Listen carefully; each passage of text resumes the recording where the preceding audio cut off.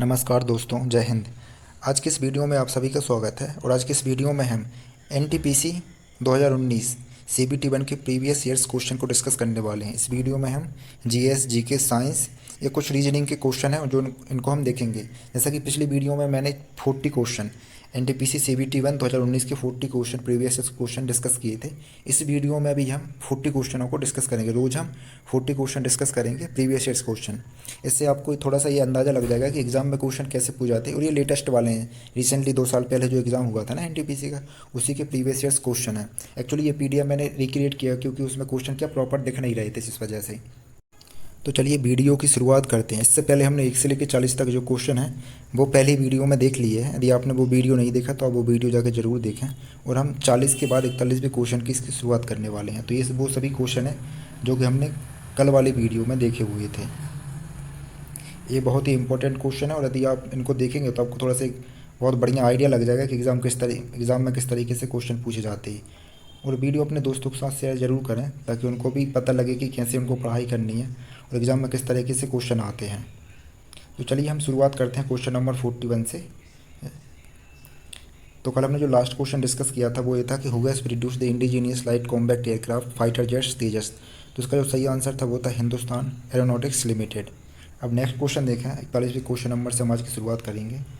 तो क्वेश्चन यह है, the government of India approve the national policy for farmers in the year पूछा है कि नेशनल पॉलिसी फॉर फार्मर्स किस साल शुरुआत की गई थी। तो इसमें ऑप्शन में क्या क्या दिया था, 2010, 2018, 2007 और 2001। तो इसका जो सही आंसर है वो है 2007। 2007 में गवर्नमेंट ऑफ इंडिया ने नेशनल पॉलिसी फॉर फार्मर्स को शुरू किया था, अप्रूव की थी।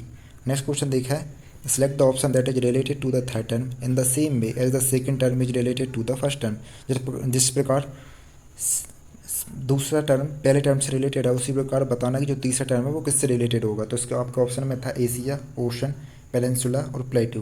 जिस प्रकार यहाँ श्रीलंका क्या एक आइलैंड कंट्री है, उसी प्रकार इंडिया का एक पेनिनसुलर कंट्री है, पेनिनसुला है। तो इसका जो सही आंसर होगा वह होगा ऑप्शन नंबर 3, पेनिनसुला। ठीक है। नेक्स्ट क्वेश्चन देखें, pick the odd one out. इसमें से आपको एक डिफरेंट बताना है। तो आप यहाँ पे यदि देखेंगे तो ऑप्शन में क्या क्या, नाइट्रोजन एक गैस है, आयरन क्या है एक सॉलिड फॉर्म में होता है, ऑक्सीजन भी एक गैस है, फ्लोरीन भी एक गैस है। तो नाइट्रोजन ऑक्सीजन तो सेम प्रकार की है लेकिन आयरन के इनमें से डिफरेंट है। तो इसका जो सही आंसर होगा वो क्या होगा, आयरन, क्योंकि बाकी सभी गैस है। नेक्स्ट क्वेश्चन देखें, एक इसी प्रकार का क्वेश्चन है, pick the odd one out.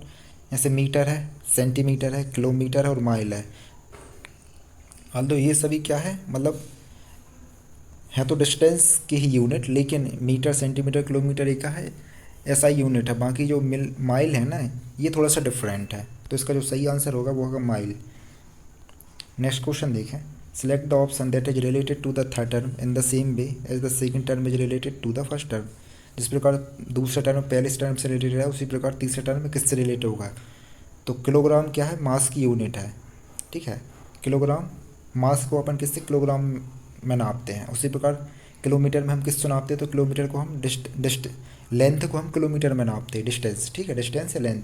तो इसका जो सही आंसर होगा वो होगा लेंथ, ऑप्शन नंबर 1, जिसमें क्या क्या दिया था, लेंथ, स्पीड, फोर्स और टाइम। तो इसका ऑप्शन नंबर 1 सही आंसर होगा। यहाँ साइड में मैं लिख के रखूँगा, आप देख सकते हैं। Next question, who among the following represents the full authority of the Lok Sabha. तो लोकसभा की फुल अथॉरिटी किसके पास होती है। तो इसके ऑप्शन में क्या क्या था, प्रेसिडेंट, वाइस प्रेसिडेंट, स्पीकर और प्राइम मिनिस्टर। तो इसकी लोकसभा की पूरी अथॉरिटी ना स्पीकर के हाथ में होती है। यदि कोई क्राइम करके लोकसभा में पहुंच जाए, मतलब जो गैलरी होती है जहाँ से विजिटर्स लोग देखते हैं, तो वहाँ से भी पुलिस उसको अरेस्ट नहीं कर सकती विदाउट लोकसभा स्पीकर परमिशन के। ठीक है, तो ये याद रखना आप। नेक्स्ट क्वेश्चन देखें, who among the following is the author of the book the Indian struggle. ये जैसे मैं प्रीवियस वीडियो में भी बताया था कि जो बनने एग्जाम में किताबें किस ऑथर ने लिखी हैं, कुछ इंपॉर्टेंट बुक्स होती हैं, ये ज़रूर पढ़ के जाना। एंशियंट है, मिडीवल टाइम की और अभी मॉडर्न टाइम की जो बुक्स हैं लूसेंट में यूजुअली मिल जाती हैं। आप वहाँ से कंसाइज वहाँ लिखी होती हैं, वहाँ से पढ़ सकते हो। तो इसमें से एक क्वेश्चन हमेशा आता ही है। इसके पिछली वीडियो में भी बताया था, उसमें भी एक क्वेश्चन आया हुआ था बुक से रिलेटेड, इसमें भी एक क्वेश्चन है बुक से रिलेटेड। तो इसके ऑप्शन क्या क्या थे, जवाहरलाल नेहरू, महात्मा गांधी, मौलाना अबुल कलाम आज़ाद और सुभाष चंद्र बोस। तो इसका जो सही आंसर है ना वो है Subhash Chandra Bose. The Indian struggle Subhash Chandra Bose की किताब है। आप यहाँ पे भी देख सकते हैं, मैं साइड में लिख के रखा हूँ। नेक्स्ट क्वेश्चन देखा, द सिपाही म्यूटिनी और the first war of independence against British rule took place in the year.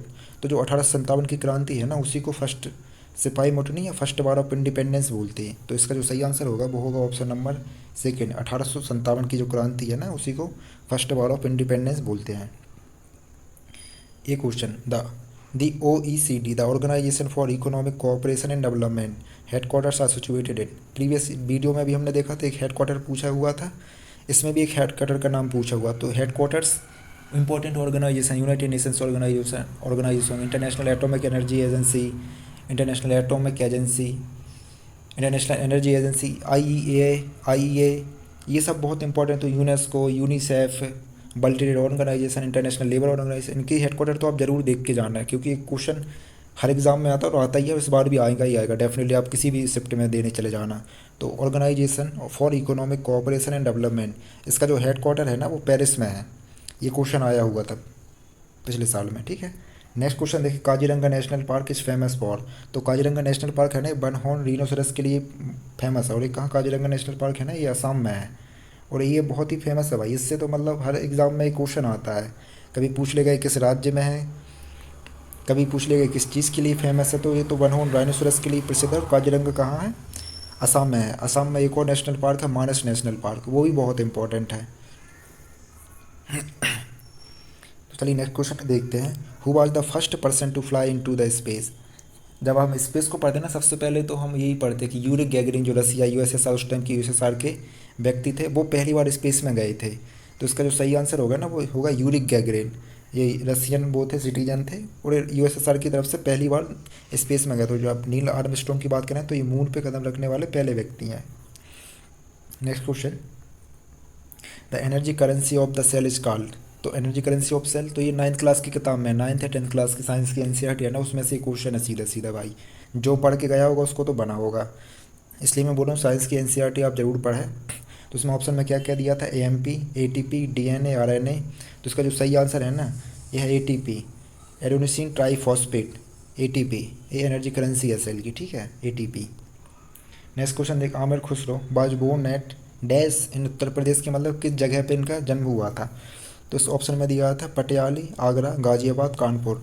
तो इनका जन्म ना आंसर की का कौन है, पटियाली इसमें दिया हुआ था आंसर की में,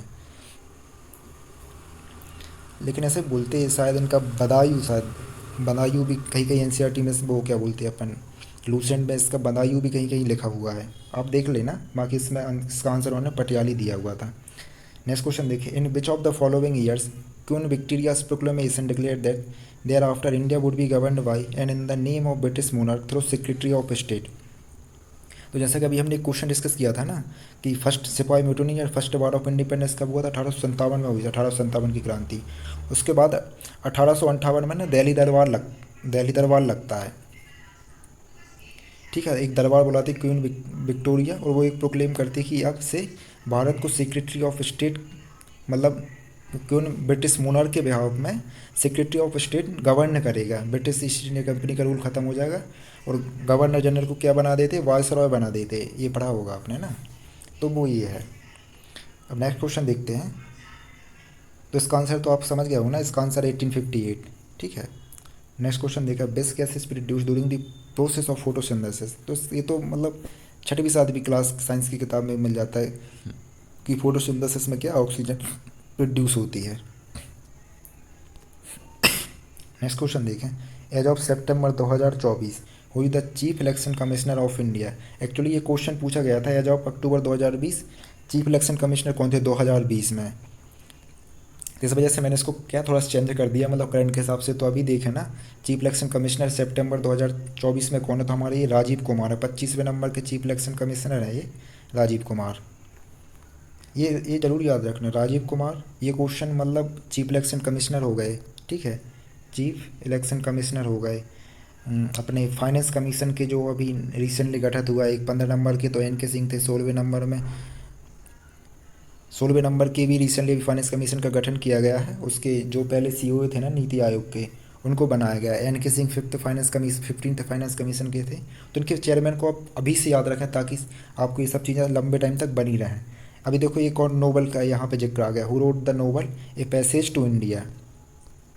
इसलिए बोल रहा हूँ बुक्स बहुत इंपॉर्टेंट है, बनने एग्जाम में बहुत पूछी जाती हैं। इसमें क्या क्या ऑप्शन दिए थे, अजीज अहमद, निराद सी चौधरी, EM फ्रोस्टर और गुन्नार मृदयाल।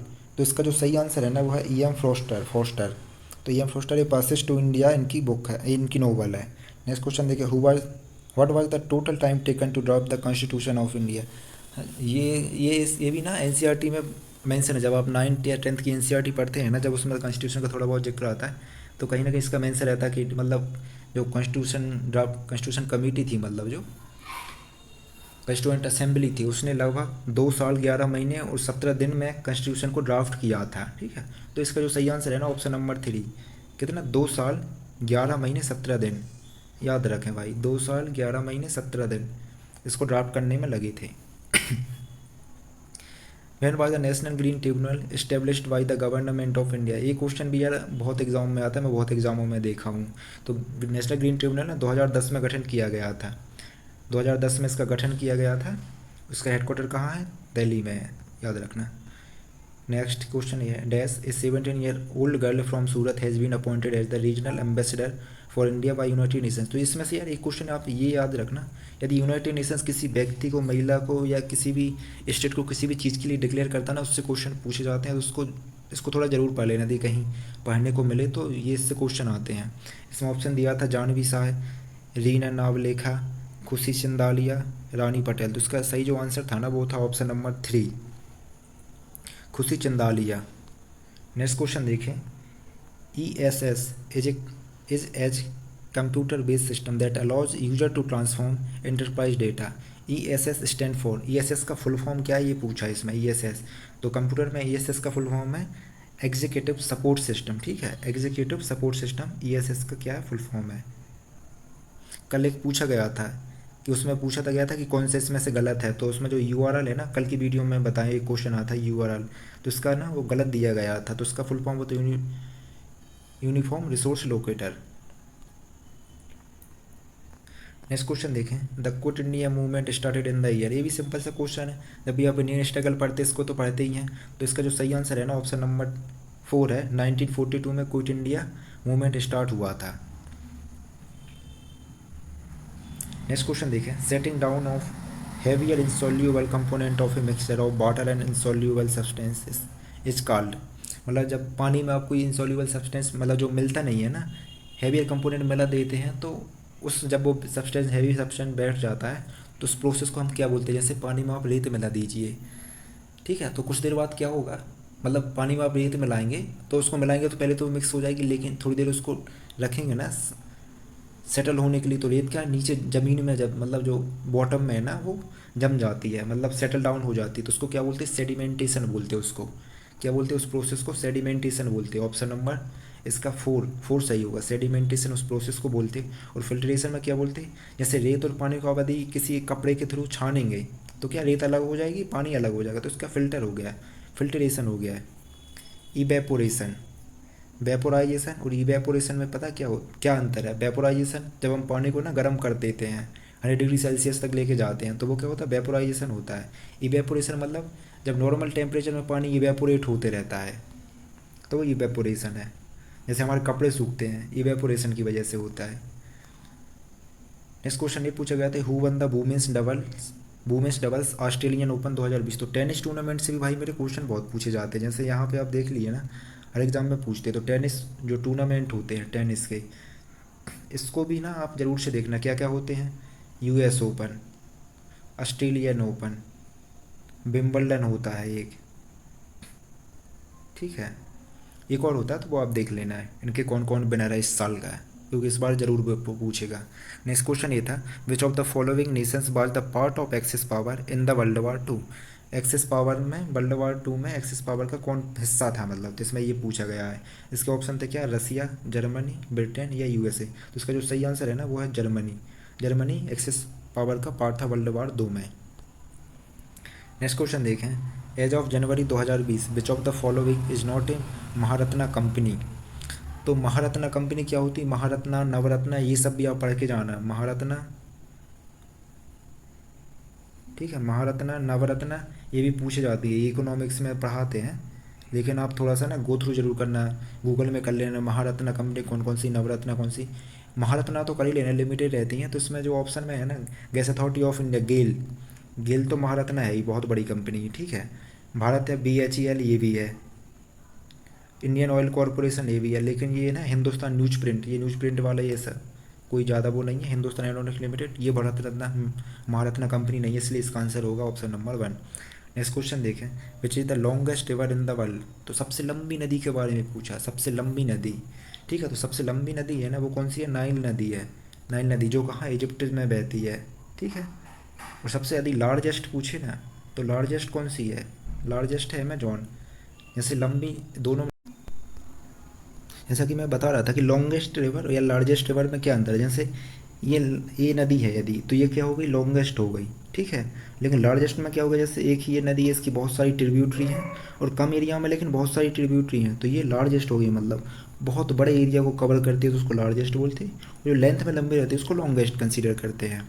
इसलिए याद रखना, नाइल सबसे लंबी नदी है और अमेजोन सबसे लार्जेस्ट रिवर है, लार्जेस्ट।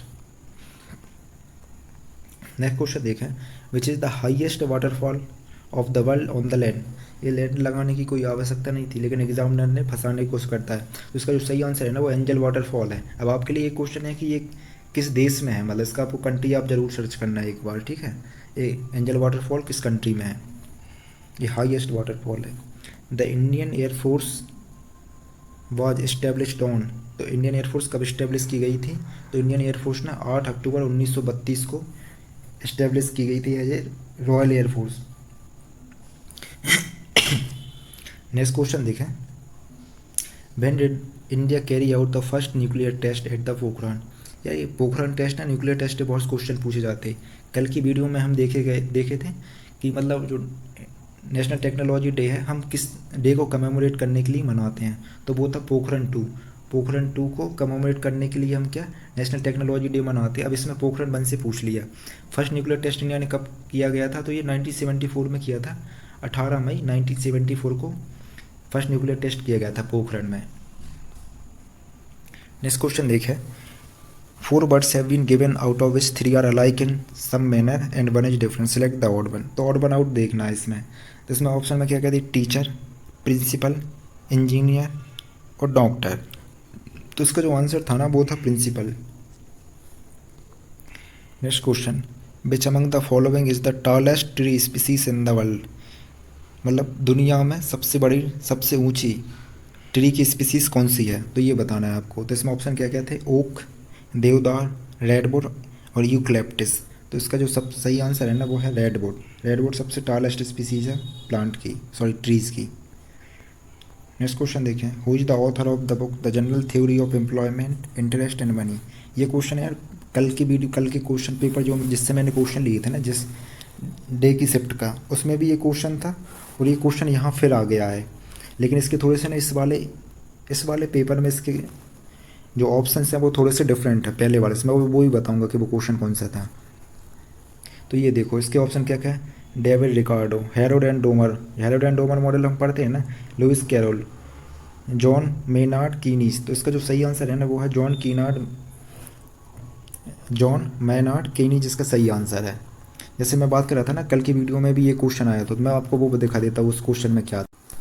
देखो भाई, तो कल वाला क्वेश्चन ये था, who was the author of the general theory of employment interest and money that led the foundation of macro economic as a separate branch of economics.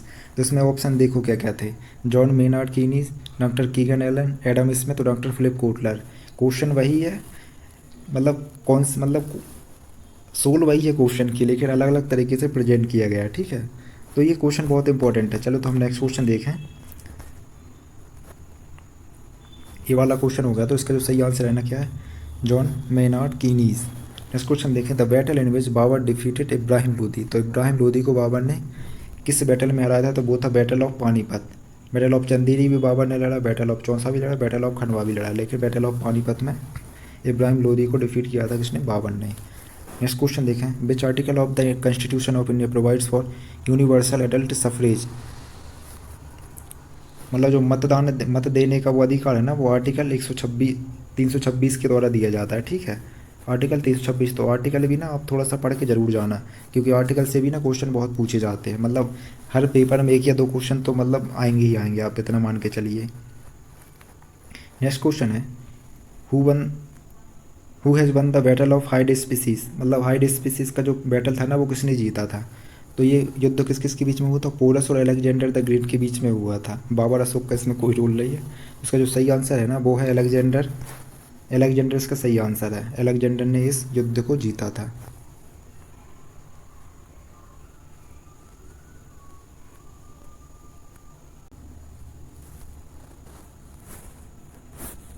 Next question है, which article of Indian constitution says the state shall take steps to separate the judiciary from the executive in the public services of the state. तो भाई मेरे ये question है यार UPSC में आया हुआ है, मैं बता रहा हूँ तुम्हें।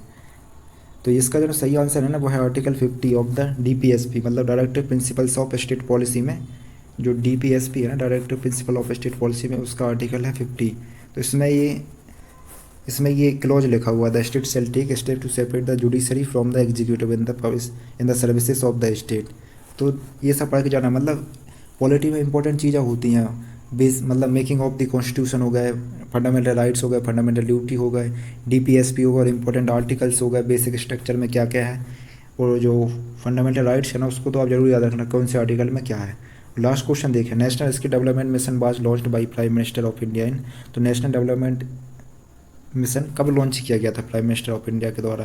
तो इसका जो सही आंसर है ना वो है 2015 में national skill development mission launch किया गया था। ठीक है, तो ये 40 क्वेश्चन हमने आज डिस्कस करे हैं। अब कल जो आएगा, कल भी मैं 40 क्वेश्चन आपको जनरल जीएस जीके साइंस मतलब और रीजनिंग के कुछ क्वेश्चन भी लेके आने वाला हूँ। ठीक है, तो मैं रोज़ 40 क्वेश्चन लेके आएंगे हम। ये देखना भाई, ये रियल क्वेश्चन है, बस ये मैंने पीडीएफ रिक्रिएट किया ताकि आपको ये क्वेश्चन प्रॉपर दिखें। बाकी बढ़िया से पढ़ाई करते रहिए और अपने दोस्तों के साथ वीडियो को ज़रूर शेयर कीजिए ताकि उनको भी पता चले कि एग्ज़ाम में क्वेश्चन कैसे आते हैं।